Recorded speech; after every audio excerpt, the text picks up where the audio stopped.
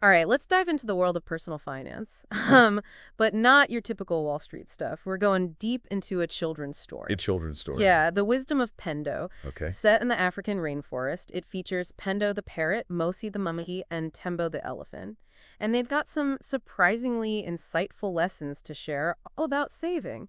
Who knew financial wisdom was hiding in the rainforest? That's pretty cool. Using a children's story to talk about finance. What's great about that is, it kind of gets rid of all the complicated stuff and jargon that usually comes with talking about money.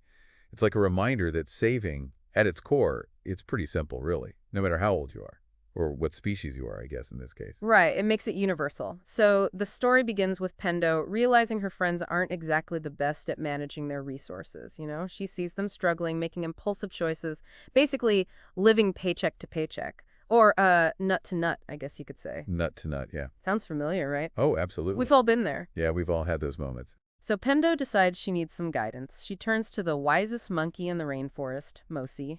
Makes sense.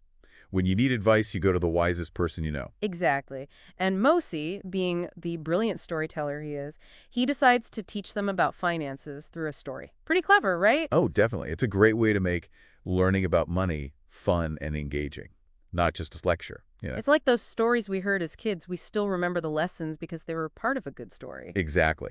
And the story that Mosi comes up with is about two elephants, Tembo and Jumbo. Tembo's kind of struggling, living in the moment, while Jumbo's got it all figured out. Calm, collected, always ready for whatever life throws at him. Okay, so Jumbo's the financial guru of the rainforest, You right? could say that, yeah. I bet there's a secret to his success. There is. He's got this really effective system using 3 savings accounts. Ah, the classic three accounts. Yep. I'm curious, how does Jumbo break it down for Tembo? And how can we, use those same ideas in our lives? Well, the first account is the emergency fund.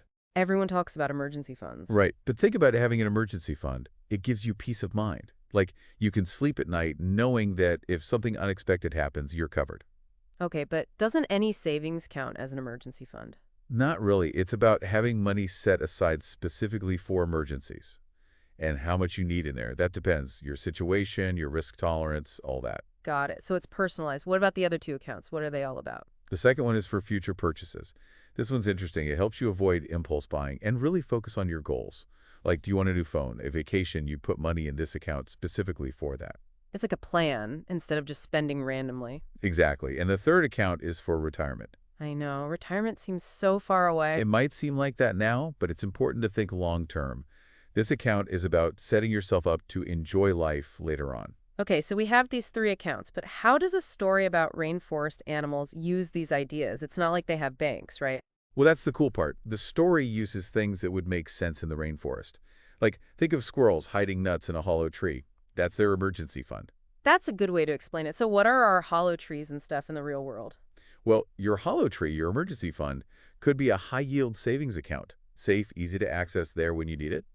And for future purchases, maybe think about an investment account.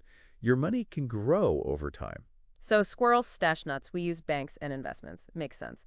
But do we actually get to see how these animals use these lessons in the story? I want to see what plays out. Okay, so we've got our rainforest friends trying out these saving tips. But it's not just about knowing what to do, is it? You got to see the benefits, like those aha moments when it all makes sense. Right, it's got to click. So what happens when these animals start putting Jumbo's wisdom into practice? Do things actually get better for them? That's what's so cool about this story. It shows that financial security isn't just about having money. It's about how it makes you feel. Like it changes you. It's like a, what do they call it? A financial glow up? Yeah, something like that. Remember how Tembo was kind of drawn to Jumbo's calmness and confidence? Well, the other animals, they start feeling that too as they start saving. Like a weight off their shoulders. Exactly. They can focus on other things, helping their friends, doing what they love. So it's like a positive cycle. Absolutely. Like Seafood, the squirrel. Oh, yes, Sifu. Always worried about not having enough nuts. Right, but with his emergency fund, he's not scared anymore. He even starts sharing his nuts with others. Wow, so he becomes generous. Yeah, it's like when you feel secure, you can help others too. It's like they say, a rising tide lifts all boats. Right.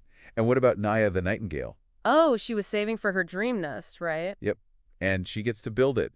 It shows how good it feels to plan for something you want and then achieve it. It's not just about depriving yourself, it's about making choices, right? Exactly. And then there's Keto the kangaroo. He was all about saving for retirement. Keto, the retirement guru. Yeah. He ends up having a really happy retirement because he planned for it. But what's even better is he starts mentoring the younger kangaroos, sharing his wisdom. So he passes on the torch. I like that. It's like financial literacy spreading through the rainforest. It's not just about one animal, it's about the whole community. You got it. But let's be real, squirrels and kangaroos don't have to deal with taxes and mortgages and stuff, right? So how do we use these ideas in our own lives? That's the question, isn't it? It's a cute story, but can we really apply it? We can. Think of it as a starting point. Just like Jumbo's 3-account system, we have lots of tools to help us save in the real world. Like banks, 401ks, all that stuff. Exactly. But remember, it's personal. What works for one person might not work for another. So no one-size-fits-all approach. Nope. You got to figure out what you want, what your goals are, what you're comfortable with. Like Sifu with his emergency fund, it was all about what made him feel safe. Exactly. Think about what brings you that security. What are your must-haves and what can you be flexible about? So we customize those 3 accounts, make them our own. You got it. Your emergency fund might look different if you're single versus if you have a family to take care of. Your future purchases, maybe it's a down payment, maybe it's a big trip, whatever's important to you. It's all about priorities. Right. And for those really big goals, like the ones that seem impossible, Early retirement, starting my own business. that's where Keto's long-term thinking comes in. Even a little bit saved regularly can make a big difference over time. It's that whole compounding term, right? Yeah, your money starts working for you. Think of it like those hidden burrows, but instead of treasures, it's your investments growing. So even those big dreams are possible. They are, with some planning and patience. And remember, it's never too early or too late to start. Just take that first step. It's encouraging to hear that. This whole story, it really does inspire you to take charge of your finances, and it doesn't have to be scary or confusing. Right. It's about finding those connections, those moments where it's like, oh, I get it now. Speaking of which, any aha moments for you as we've been talking about this? Anything really stand out? Thinking about this Wisdom of Pendo story, what really stands out to me is how it goes beyond just like personal success. It's about how being good with money can actually change a whole community. Yeah, that's a really interesting point. And the story shows that so well, doesn't it? Remember how Sifu the squirrel, when he started sharing his nuts, it inspired others to be generous too. It's like a chain reaction. Exactly. And as more animals start saving and planning, the whole rainforest becomes a better place. So what does that look like? A financially thriving rainforest? Well, imagine this. Less waste, because everyone's thinking about the future, they appreciate what they have more, and they work together to make sure there's enough for everyone. So it's about sustainability too. Definitely. And it's not just about the environment. When the animals aren't stressed about survival all the time, they have more time to do what they love and help each other. Like what kind of things? Give me some examples. Well, think about Nia the nightingale. She builds this beautiful nest, and then she starts teaching other birds how to do it too, sharing her skills. Passing it on. Yep. And Keto the kangaroo, he's got his retirement all set, so he becomes this wise elder, helping the younger ones plan for their future. I love that those individual successes, they turn into something bigger for everyone. It's like Pendo's message about saving. It creates this positive change in the whole rainforest. But what about us? We're not rainforest creatures. If they can do it, what's stopping us from doing the same thing in our own communities? That's the big question, right?